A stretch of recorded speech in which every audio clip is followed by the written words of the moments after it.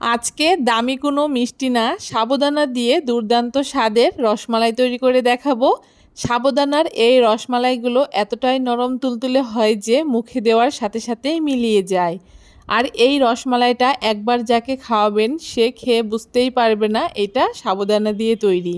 ঘরে থাকা মাত্র কয়েকটি উপকরণ দিয়ে খুব সহজেই তৈরি করে নেওয়া যায়। নমস্কার বন্ধুরা, মন কিচেনে আপনাদের সবাইকে স্বাগত। আশা করি আপনারা সবাই খুব ভালো আছেন। আজকে খুব সহজে আমি আপনাদের সাথে শেয়ার করছি সাবুদানার রসমালাইয়ের রেসিপি। তার জন্য প্রথমে একটা বাটি নিয়ে তার উপরে একটা ছাঁকনি বসিয়ে দিয়ে ছাঁকনির উপরে আমি একটা বাটি মেপে এক বাটি সাবুদানা দিয়ে দিয়েছি। এখানে আমি ছোটো দানার সাবুদানা ব্যবহার করেছি, তবে আপনারা চাইলে কিন্তু বড় দানার সাবুদানাও ব্যবহার করতে পারেন। সেক্ষেত্রে একটু বেশি সময় সাবুদানাটাকে ভিজিয়ে রাখতে হবে। এখন সাবুদানাটাকে খুব ভালো করে দু একবার ধুয়ে নেব। খুব বেশি কষলে কষলে ধোয়ার প্রয়োজন নেই, একটু হাত দিয়ে নেড়েচেড়ে ধুয়ে নিলেই হবে। এখন জলটাকে পাল্টে আমি এভাবে করে ছাঁকনির উপরে সাবুদানাগুলোকে রেখে দেব মোটামুটি আধা ঘন্টার মতো। এতে সাবুদানাগুলো কিন্তু খুব সুন্দর নরম হয়ে যাবে আর অনেকটা ফুলে যাবে। দেখুন সাবুদানাগুলো আমার হাতে বেশি সময় ছিল না বলে আমি 20 মিনিট মতো রেখেছিলাম, আর সাবুদানাগুলো কিন্তু নরম হয়ে গেছে, তবে ভেতরে কিন্তু একটু দানা মতো রয়েছে, ওতে কোনো সমস্যা নেই। এখন সাবুদানাগুলোকে আমি বাটির উপরে নিয়ে এখন সাবুদানার মধ্যে আমি একটা চামচ মেপে 2 চামচ চিনি দিয়ে দিচ্ছি, তার সাথে সামান্য একটু নুন দিয়ে দিচ্ছি। যারা মিষ্টি জিনিসে নুন খেতে পছন্দ করেন না তারা কিন্তু নুনটা নাও ব্যবহার করতে পারেন। এখন সমস্ত কিছু হাত দিয়ে একটু সময় নিয়ে চটকে চটকে মেখে নেব।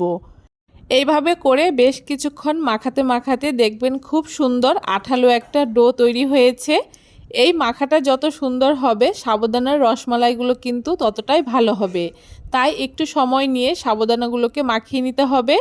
দেখুন সাবুদানাগুলোকে খুব ভালো করে মাখিয়ে নিয়েছি, আর হাতটাকে আমি পরিষ্কার করে ধুয়ে নিয়ে হাতের মধ্যে সামান্য একটু ঘি লাগিয়ে নিয়েছি। আপনারা চাইলে সামান্য একটু তেলও মাখিয়ে নিতে পারেন। এখন এখান থেকে অল্প অল্প করে ডো নিয়ে আমি এরকম গোল্লা মতো পাকিয়ে নিচ্ছি। আর সবগুলো সাবুদানার রসমালাই যাতে একই সমান হয় তার জন্য একটা চামচ মেপে এভাবে করে গোল্লাগুলোকে পাকিয়ে নিতে পারেন। দেখুন এভাবে করে আমি মোটামুটি সবগুলো গোল্লা এখানে পাকিয়ে নেব। সবগুলো সাবুদানার বল এখানে আমার তৈরি করা হয়ে গেছে, আর দেখতে কতটা সুন্দর লাগছে দেখে বুঝতেই পারছেন। আর সবগুলো সাবুদানার বল কিন্তু একই সমান হয়েছে। এখন রসমালাইগুলোকে তৈরি করার জন্য আমি উনানে একটা কড়াই বসিয়ে দিয়েছি। এখন কড়াইতে আমি 700 গ্রাম মতো দুধ দিয়ে দিচ্ছি। আপনারা আপনাদের পরিমাণ অনুযায়ী দুধটা ব্যবহার করবেন। এখন দুধটাকে খুব ভালো করে নেড়েচেড়ে জাল করে নেব। যতক্ষণ না দুধটা বলক চলে আসছে ততক্ষণ উনানের আঁচটাকে হাইতে দিয়ে দুধটাকে বলক তুলে নেব।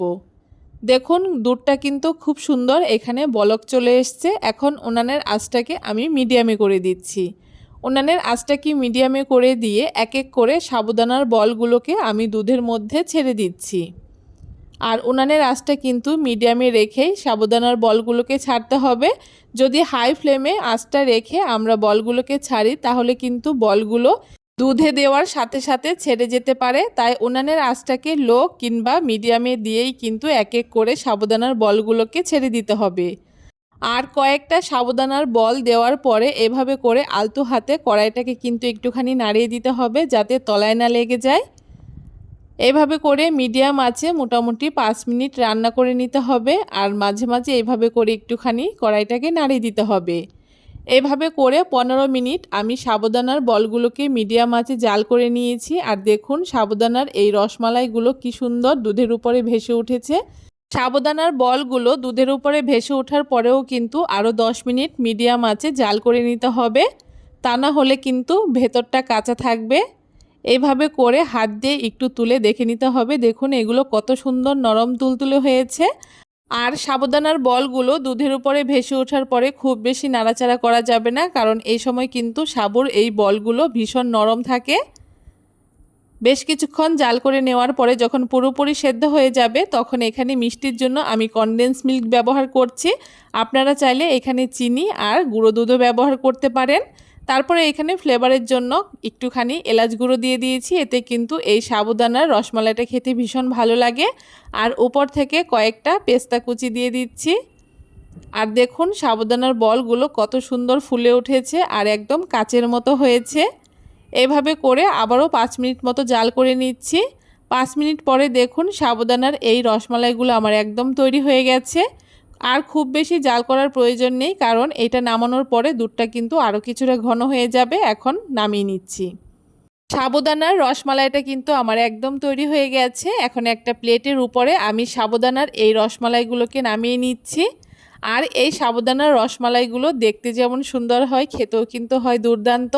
আর এতটাই নরম তুলতুলে হয় যে আপনি একবার খেলে আবারও খেতে চাইবেন। অবশ্যই একবার সাবুদানার এই রসমালাই বাড়িতে তৈরি করে খেয়ে দেখবেন, আশা করি আপনাদের খুব ভালো লাগবে। উপর থেকে কিছুটা পেস্তা কুচি ছড়িয়ে দিচ্ছি, এতে কিন্তু দেখতে আরও ভালো লাগবে। আপনারা কিন্তু এই সাবুদানার রসমালাই ঠান্ডা করেও খেতে পারেন, আবার গরম গরম অবস্থাতেও খেতে পারেন। তবে এই সাবুদানার রসমালাইগুলো একটু ফ্রিজে রেখে ঠান্ডা করে খেতেই কিন্তু বেশি ভালো লাগে। কেমন লাগলো আজকে খুব সহজে ঘরে থাকা মাত্র কয়েকটি উপকরণ দিয়ে তৈরি করা এই সাবুদানার রসমালাইয়ের রেসিপি? অবশ্যই কমেন্ট করে জানাতে ভুলবেন না। ভিডিওটা যদি ভালো লেগে থাকে অবশ্যই সবার সাথে বেশি বেশি করে শেয়ার করে দেবেন। আর আমার চ্যানেলে যদি নতুন বন্ধু হয়ে থাকেন অবশ্যই আমার চ্যানেলটাকে সাবস্ক্রাইব করে পাশে থাকা বেল আইকনটি প্রেস করবেন।